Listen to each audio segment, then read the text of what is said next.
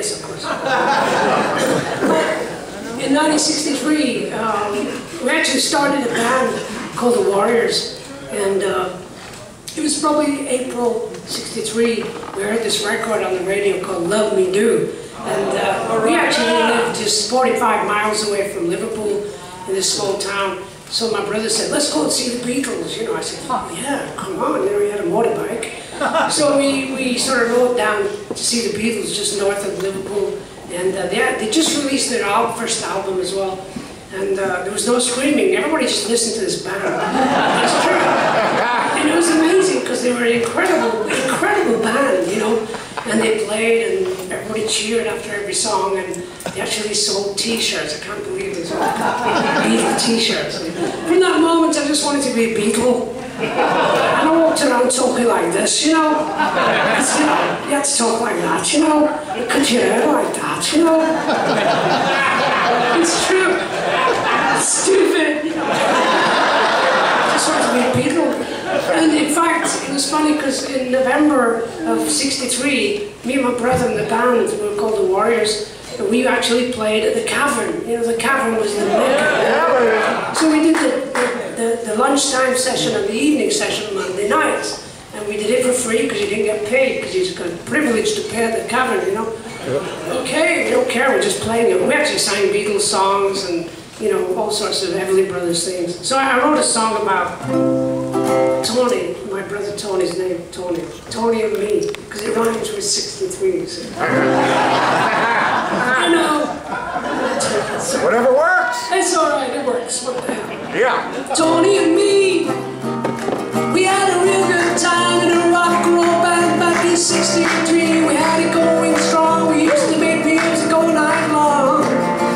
Tony and me, we worked so hard on the farm. We didn't have a care. We would sing all day, chase the blues away. We just wanted to go and play Liverpool. All those Beatles songs, she loves you, yeah, yeah, yeah, yeah. And those Everly Brothers, wake up, little Susie, wake up, little Susie, wake up. Woo. Tony and me, we had a real good time in a rock and roll band back in '63. We had it going strong. We used to drink too much and chase all the girls and get to serious trouble. Tony and me, we worked so hard in the bar, we didn't have a care. We would sing all day and chase the blues away. We just wanted to go play at the Beatles and be a Beatle. All those Beatles songs, yeah, yeah, yeah, yeah. All those Beach Boys songs, help me Rhonda, help me Rhonda, help me Rhonda, help me Rhonda, help me Rhonda, help me Rhonda, help me Rhonda. Woo! So we played a couple of gigs down in Sheffield, south of Manchester. We played in this club, very much like this place. It's amazing. It reminds me. It had a balcony. Anyway, we did our first set. We used to do 5 sets a night. We did our first set, and the manager came over and said, "Hey, excuse me, guys, would you mind if a friend of mine gets on stage and sings in your band?" Yeah, okay, that's cool. So this young kid came around the corner with a pint in his hand, a pint of beer, and said, "Hey, do you know Hit the Road Jack?" And we said, "Yeah, we know that one." So he got up on stage. "Go on, see what you can do, mate." He started singing. He sounded just like Ray Charles. It was unbelievable, this young kid, just like Ray Charles. So we finished the song. I said, "That was amazing." "What do you mean?" He said, "My name's Joel Cocker, I'm 16.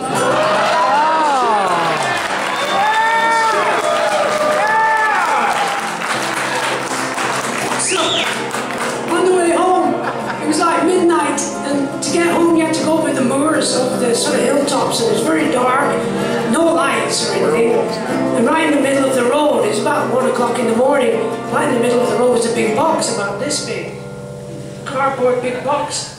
We stopped the van, so we looked around, "No, please, quick, get the van, put it in the back of the van." So put the box in the back of the van, big box, all the way home. It could be 1,000 watches, you know. Bloody hell, we had no money. It could be transistor radios. We're gonna be rich.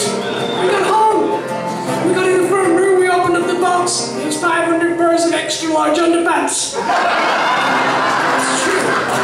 It's freaky.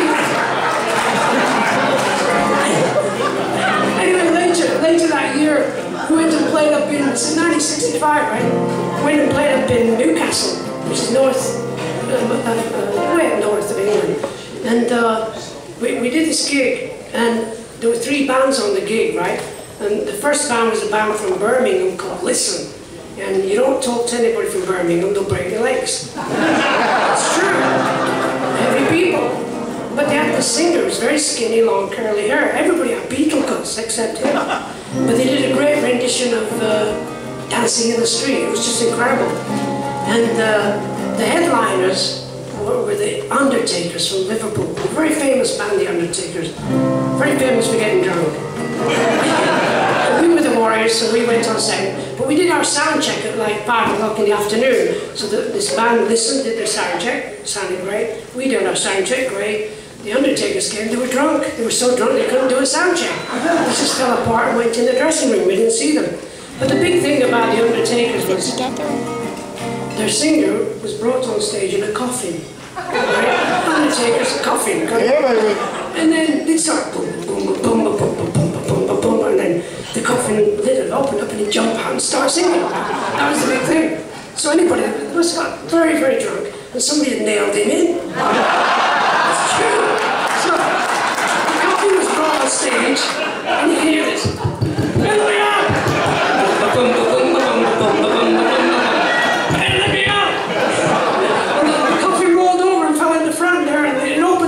Jumped up and started singing as though nothing happened. It was incredible. So, but after the show, I remember seeing the singer from Listen, you know, and he was standing in the corner very quiet. And I went to him and I said, "Hey man, your band's really, really good, mate. Very good, mate, you know." And he said, "Do you want to smoke a funny cigarette?" I said, "What?" He said, "Do you want to smoke a funny cigarette?" I said, "What's a funny cigarette?" "It's grass."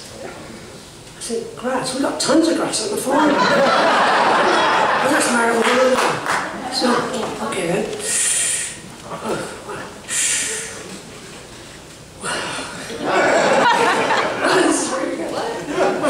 What's your name? He says, "Robert Plant."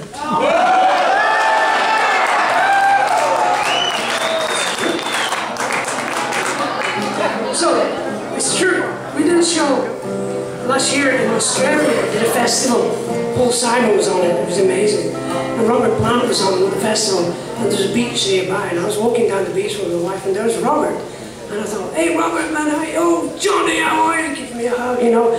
He said, "Do you remember in Newcastle when I first met you?" I said, "Yeah. I talked about it every show."